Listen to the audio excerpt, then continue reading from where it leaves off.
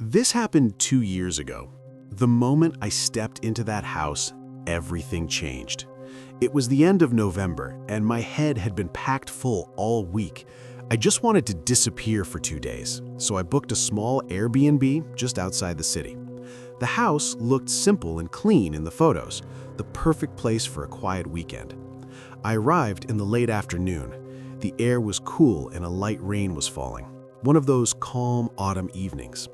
The first feeling I got when I stepped inside was nothing unusual. There was a mild, musty smell typical of old houses, softened by the scent of rain in the wood. I walked around the house, checking each room. The bedroom was small, with a queen-size bed and floral bedding. Next to the door was a narrow pantry-style cupboard, just wide enough for cleaning supplies or an extra blanket. The bathroom looked neat. Towels were folded, soap unopened. Everything seemed in order. Okay, I said to myself, no one could bother me for the next 2 days. As it got darker, the house grew quieter. Like most old wooden houses, it creaked as the temperature shifted. I heard faint sounds from the ceiling and the living room corners. Normal, I thought. Most houses in this area were built in the 70s. After midnight, the rain outside grew heavier. I stood up to turn off my laptop and lamp when I noticed the side window in the living room was slightly open. Not enough to move the curtain, but the lock wasn't fully engaged. I paused. I remembered checking the windows earlier, but there was no wind outside. I told myself I probably missed it, or the cleaner left it cracked. I closed it and turned the lock until I felt the metal click. Before heading to bed, I stopped in the bathroom. As I grabbed my toothbrush, I noticed the cabinet under the sink wasn't fully closed. I hadn't opened it earlier. I pushed it shut, but the loose hinge made it swing back open. That explained it, I told myself. Still, as I turned to leave, I noticed the soap dish had shifted and the spare toilet paper looked slightly moved. Small things. I blamed the cleaner and went to the bedroom. I closed the door and turned off the light. Sitting on the edge of the bed, I plugged in my phone. The only sound was the faint hum of the charger. My eyes drifted to the pantry cupboard. That's when I heard it. A very faint sound from inside the cupboard. Not loud, not clear, like a small metal piece shifting. For a moment, I thought it might be plumbing, but there was nothing like that in the room. Then a brief flash of light came from the bottom of the cupboard, very faint, like a phone screen lighting up for a split second. My heart started racing. Maybe car headlights, I told myself, but the window wasn't on that side. The curtains were closed. There was no nearby road. Then the sound came again, a soft scraping, followed by a short, plastic metal click. The exact sound a small device makes when its lens rotates. At that moment, the rational part of my brain shut off. The house wasn't creaking. There was no wind. This sound was deliberate, made by someone, and it was inside the room. I stared at the cupboard door in the dark. It looked pale, almost like someone was standing behind it. I felt certain that if I waited, it would open. I didn't wait. I stood up quietly, grabbed my shoes by the door, unplugged my phone without turning the screen on, and slipped it into my pocket. My bag was still in the living room, but I didn't go for it. I opened the bedroom door and left the house without looking back. I got into my car, locked the doors, and only then turned on my phone. My hands were shaking as I called the police. I told the operator someone might be inside the house. There was light and sound coming from a cupboard. "Stay in your car," he said. "We're sending a team." I sat there, gripping the steering wheel, replaying the sound and that faint glow. Deep down, I already knew someone had been watching me. When the police lights entered the neighborhood, the quiet street came alive. Red and blue reflections hit the windows. 2 officers approached my car and told me to stay put as they entered the house. I watched their flashlights sweep through the rooms. Nothing happened for a long time, only the crackle of their radios. Then one of them spoke sharply, and their lights fixed on one spot. When they came back out, their faces said everything. They told me they had found a hidden space behind the wardrobe. The dust was disturbed. There were drag marks. Someone had been standing there very recently, maybe just before I arrived, maybe while I was inside. The landlord arrived shortly after.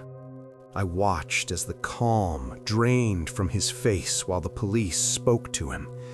He mentioned a short-term guest from the previous month who had left early. The house was sealed and the landlord was taken away. A notification appeared on my phone. Your stay has been terminated early for security reasons. One question stayed with me.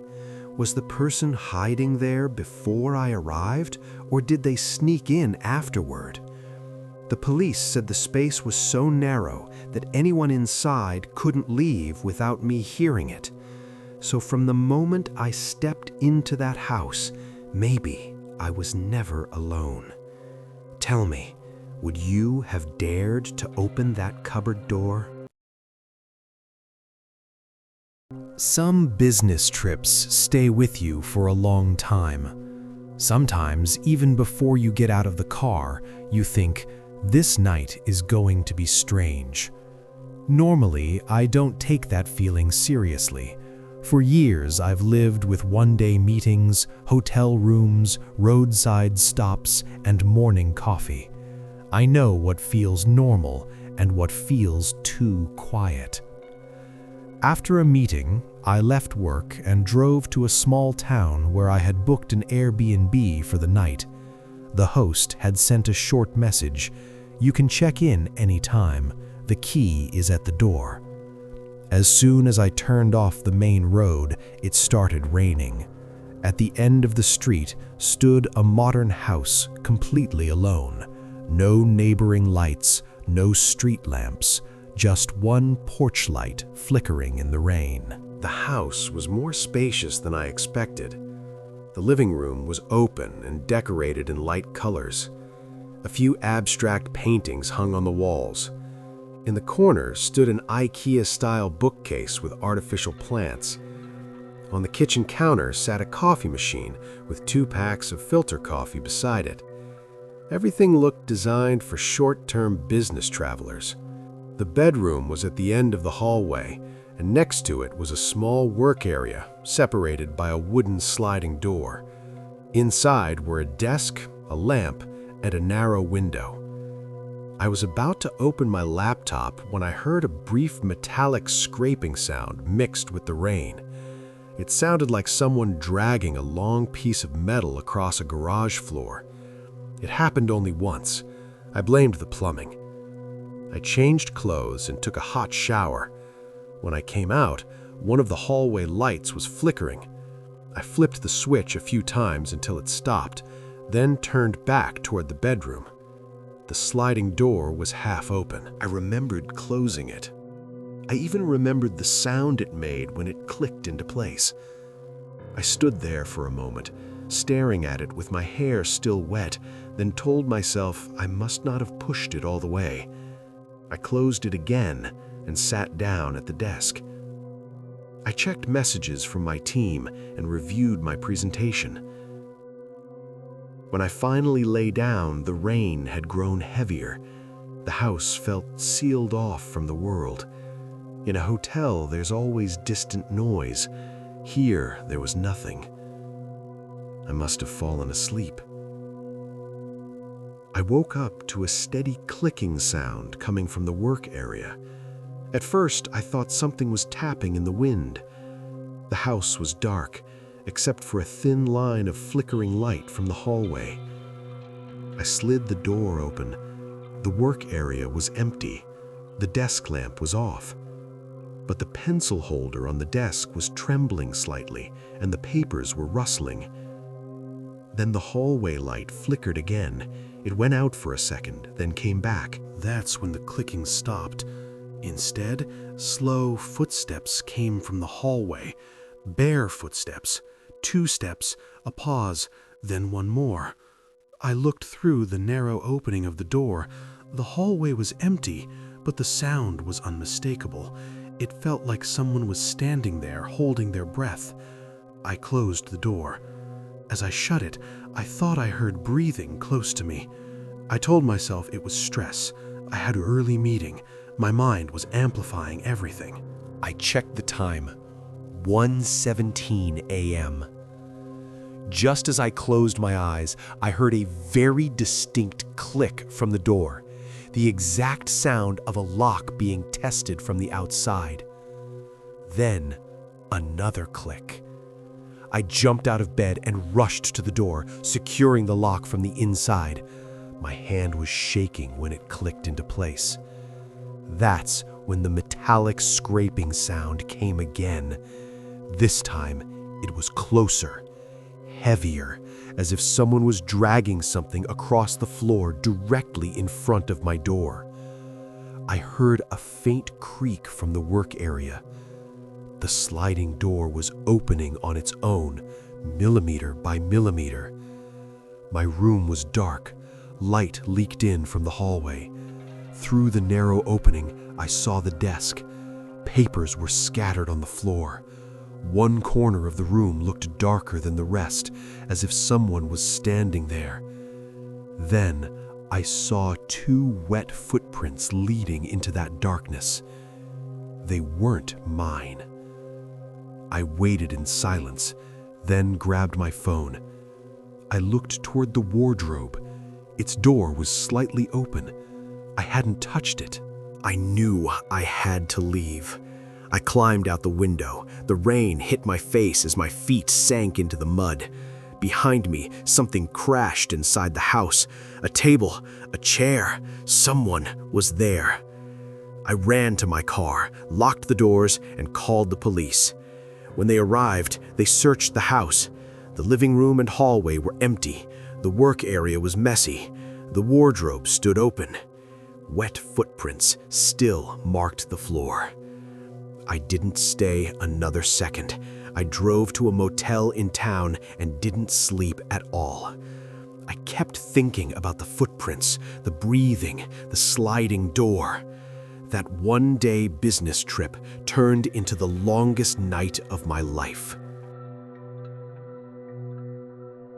I experienced this last winter. It had been a week since I rented a small house on the edge of the forest, just outside town. I wanted to get away from this city and clear my head. When my friends asked what I was going to do all alone out there, I told them a little silence wouldn't hurt. That idea felt reasonable during the day. At night, it felt very different. The house was old but functional, a tin roof, a wooden porch, and a small shed in the back that looked like it hadn't been opened in years. During the day, everything felt calm.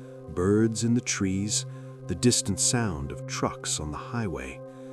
When night came, the atmosphere changed. It felt like the house belonged to me during the day and to something else after dark. That evening, it had been raining for hours. The metallic clatter on the roof mixed with the faint glow of my camp lantern gave the place a strange, timeless feeling. As I sipped my coffee, my eyes kept drifting to the no signal icon on my phone. That's when I heard a faint click from the porch. At first, I ignored it. A few seconds later, the sound came again, clearer this time, like a wet shoe lightly tapping a wooden step. I raised my head and listened. The rain drowned out almost everything, but that sound didn't belong. I told myself it was the wind. For a moment, there was nothing. Then another click, this time closer to the window. I dimmed the lantern slightly. As the room darkened, I realized something. With the light on, it was hard for me to see outside, but someone outside could easily see me. I moved closer to the window and lifted the curtain millimeter by millimeter. At first, all I saw was rain turning the yard into mud. Then my eyes drifted toward the shed. A man was standing in front of it. He wore a dark hood. His face was hidden in shadow. In one hand, he held a black square bag. He kept searching around the shed, moving quickly, looking over his shoulder. Suddenly, he straightened up and lifted his head. It looked like he was staring directly at my window. I dropped the curtain and crouched down. My heart was pounding. I stayed still. After a while, I heard a metallic noise, maybe a lock on the shed.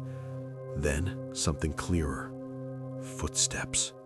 Wet, heavy footsteps moving through the mud, the squelch of water, the faint creak of wooden steps, not onto the porch, but circling the house instead. Slow, deliberate. I quietly checked the front door and slid the chain into place. Then I checked the back door. Every floorboard creak felt too loud. As I moved through the house, I would sometimes hear the footsteps, sometimes lose them completely. It felt like whoever was outside was stopping to listen, then moving again. I grabbed my phone. Still no signal. Even if I could call the police, I didn't know what I would say. Someone was walking around the house? I couldn't see his face.